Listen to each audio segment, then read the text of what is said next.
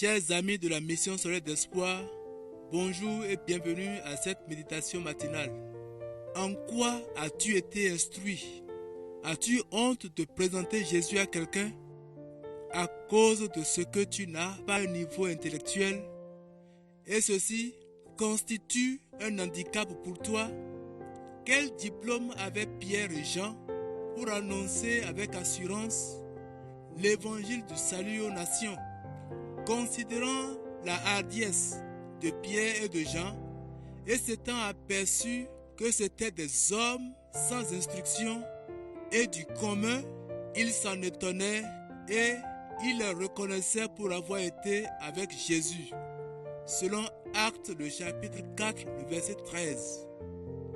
La méditation de ce jour est titrée « Vous portez très bien son manteau ». Jacob, un évangéliste, arriva un jour dans un village de l'Est. Il rencontra là un homme âgé qui avait beaucoup souffert dans sa vie à cause de la mauvaise conduite de certains chrétiens dans son entourage. Lorsque Jacob voulut lui parler de sa foi en Jésus, Simeon l'interrompit brusquement et lui raconta tous les méfaits commis par les religieux dans sa ville. Jacob lui dit alors, « Imaginez que je vous vole votre manteau, que je le mette sur moi et que je braque une banque. De loin, la police m'a vu m'enfuir et elle a réussi à récupérer votre manteau. Que direz-vous si celle-ci vous accusait du braquage de la banque? Je dirais que c'est faux, mais la police disposera d'un argument de poids, rétorqua Jacob. Elle ne manquera pas de le brandir en vous accusant. C'est votre manteau.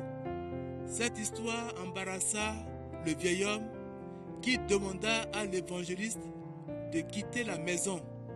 Mais Jacob continua à venir lui rendre visite pour lui témoigner l'amour de Christ.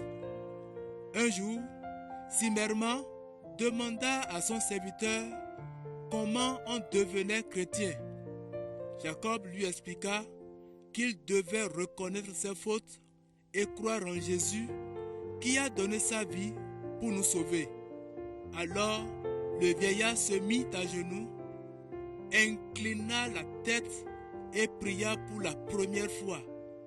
Lorsqu'il se releva, il embrassa Jacob et lui dit « Merci d'être venu dans ma vie. » Et il ajouta en pointant le doigt vers le ciel « Vous portez très bien son manteau, celui de Christ. » Nous voici à la fin de notre méditation. Merci d'avoir médité la parole de Dieu avec nous. Que cette parole puisse produire de fruits dans votre vie tout au long de cette journée et que le Dieu de grâce vous accompagne, vous bénisse. Nous vous donnons rendez-vous demain matin. Prions pour ceux qui ne l'ont pas comme Seigneur et Sauveur et même pour ceux-là qui l'ont reçu mais ignorent sa personnalité dans leur vie. Que Dieu vous bénisse. Shalom.